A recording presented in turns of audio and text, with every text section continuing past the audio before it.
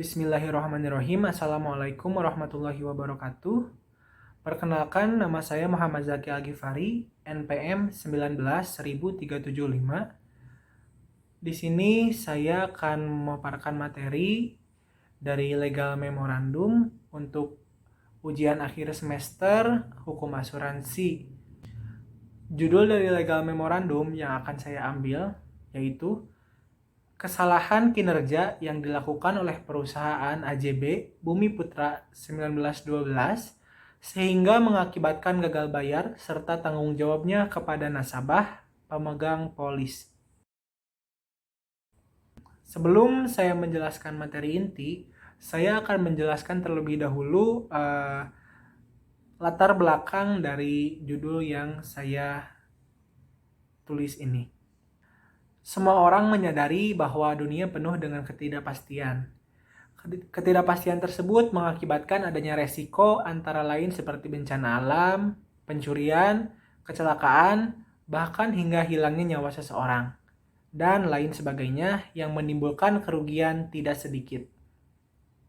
Dengan adanya resiko tersebut, maka dibutuhkan adanya berbagai upaya perlindungan sehingga kerugian dapat diperkecil atau bahkan dapat dihilangkan. Nah, disinilah peran asuransi, khususnya peran perusahaan asuransi diperlukan, di mana asuransi merupakan sebuah pegangan resiko dari satu pihak kepada pihak lain, di mana pihak yang mengalihkan resiko membayar sejumlah uang yang kemudian disebut premi, kepada pihak yang menanggung resiko sebagai imbalannya. Asuransi dapat kita katakan sebagai jaring pengamanan bagi Anda yang dimana asuransi akan berguna untuk meminimalisir dampak dari terjadinya hal-hal yang tidak diinginkan. Rasa aman yang ditawarkan perusahaan asuransi ini tentunya akan membuat Anda menjadi hidup lebih tenang. Nah, sebagai salah satu perusahaan asuransi tertua di Indonesia yang berdiri sejak tahun 1912, AJB Bumi Putra telah puluhan tahun dipercaya oleh masyarakat Indonesia sebagai salah satu perusahaan asuransi yang memang mampu memberikan jaminan dalam asuransi jiwa dan pendidikan. Walaupun dalam perkembangannya banyak mendapatkan persaingan dari beberapa perusahaan asuransi yang memang tergolong baru, tapi AJB Bumi Putra ini tidak sedikit pun berpikir untuk mengalah dari para pesaingnya. AJB Bumi Putra mengalami krisis saat tahun 2005. Saat itu AJB Bumi Putra telah diberikan peringatan bahwa kondisi mereka berada di kondisi yang tidak sehat. Terlihat dari angka kewajiban dan aset yang dimiliki AJB Bumi Putra. Selanjutnya, OJK memberi waktu untuk memperbaiki keadaan AJB Bumi Putra, tetapi berjalannya waktu AJB Bumi Putra menjadi lebih buruk. Salah satunya adalah menurunnya jumlah konsumen dan penumpukan pembayaran klaim. Akhirnya, pada tahun 2014, OJK memutuskan untuk melakukan pengawasan terhadap AJB Bumi Putra. Untuk mengawasi Bumi Putra, OJK memilih 7 pengelola statuter yang bertugas untuk mengawasi jalannya manajemen yang ada di AJB Bumi Putra. Krisis terjadi di AJB Bumi Putra ini berada di kantor pusat, tetapi karena muncul restrukturisasi dan perubahan sistem mengakibatkan krisis ini berdampak ke kantor-kantor cabang di AJB Bumi Putra. Baik, sekarang saya akan melanjutkan kepada materi inti, yaitu perusahaan AJB Bumi Putra mengalami gagal bayar. Krisis di AJB Bumi Putra ini berawal ketika manajemen AJB Bumi Putra mengalami keterpurukan di mana aset yang dimiliki lebih rendah dibandingkan dengan kewajibannya.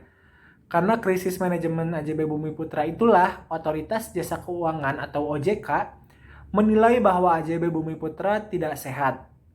Nah, pada tahun 2005, AJB Bumi Putra sudah diberikan peringatan oleh OJK dan diberi waktu 5 tahun untuk memperbaiki. Tetapi setelah kurun waktu 5 tahun, selesai tepatnya pada tahun 2010, ternyata kondisi AJB Bumi Putra masih sama seperti sebelumnya, bahkan lebih buruk dari sebelumnya.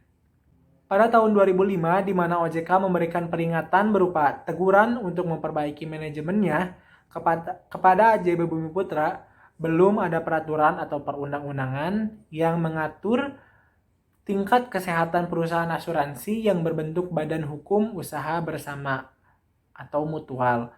Setelah adanya permasalahan AJB Bumi Putra ini, barulah dilakukan perancangan perundang-undangan tentang perusahaan asuransi yang berbentuk mutual.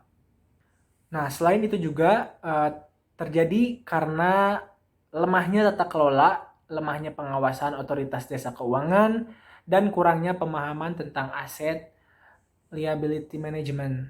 Di sisi lain, manajemen AJB Bumi Putra mengalami dinamika yang luar biasa, dari perubahan jajaran direksi dan komisaris yang tidak proper, dan status terkini Badan Perwakilan Anggota atau BPA yang menyisakan 2 orang, sehingga tidak mencerminkan keterwakilan wilayah nasabah di seluruh Indonesia. Nah, gagalnya program penyihatan AJB Bumi Putra selama ini lebih disebabkan oleh intervensi BPA, regulator yaitu OJK mencoba untuk lebih tegas dengan mengeluarkan 4 kali perintah tertulis kepada Bumi Putra yang isinya meminta BPA untuk lebih independen, tidak mencampuri pengelolaan Bumi Putra, serta segera mengambil tindakan mengakui kerugian yang dialami AJB Bumi Putra. Surat perintah tertulis dari OJK menjadi awal pembangkangan BPA terhadap OJK. BPA kemudian tidak memberikan dukungan yang cukup terhadap upaya-upaya penyihatan keuangan AJB Bumi Putra. Akibatnya, seluruh program penyelesaian AJB Bumi Putra itu gagal. Pembangkangan terbesar BPA adalah ketika OJK mengeluarkan perintah tertulis yang keempat melalui surat tanggal 16 April 2020. Isi perintah tertulis tersebut adalah meminta AJB Bumi Putra untuk segera melaksanakan sidang luar biasa guna mengambil keputusan terkait kerugian yang dialami AJB Bumi Putra sebagaimana diatur dalam pasal 38 Anggaran Dasar Bumi Putra. Seiring berjalannya waktu dan dengan munculnya permasalahan yang dialami oleh AJB Bumi Putra 1912, pemerintah khususnya Otoritas Jasa Keuangan menyusun rancangan undang-undang mengenai regulasi kesehatan keuangan bagi perusahaan asuransi berbentuk badan hukum usaha bernama. Pada tahun 2018, akhirnya OJK mengeluarkan Peraturan Otoritas Jasa Keuangan atau PJOK nomor 1 PJOK _05 tahun 2018 tentang kesehatan keuangan bagi perusahaan asuransi berbentuk badan hukum usaha bersama. Nah, dibuatnya peraturan tersebut sebagai landasan hukum bagi perusahaan asuransi yang berbentuk badan hukum usaha bersama. Di dalam peraturan itu mengatur pengukuran tingkat kesehatan perusahaan asuransi yang berbentuk badan hukum usaha bersama. Yang kedua, tanggung jawab yang dilakukan perusahaan AJB Bumi Putra kepada nasabah pemegang polis atas kesalahan kinerja yang mereka lakukan. Pihak AJB Bumi Putra berpendapat bahwa kesalahan yang mereka lakukan, yakni gagal bayar, adalah murni dari kesalahan dan penyimpangan para agen dalam melakukan tugasnya, sehingga menimbulkan kerugian bagi pemegang polis. Sebagai tanggung jawab, pihak AJB Bumi Putra akan mengambil cara penyelesaian masalah dengan melakukan tindakan administratif, yaitu pertama, AJB Bumi Putra akan melakukan pemanggilan terhadap agen yang bermasalah untuk memberikan teguran dan juga peringatan. Peringatan dilakukan oleh AJB Bumi Putra kepada agen yang melakukan kesalahan ataupun tidak memenuhi panggilan yang telah dilakukan oleh perusahaan. Yang kedua, AJB Bumi Putra akan melakukan pemberhentian kepada agen yang bermasalah dengan cara memberitahukan secara tertulis.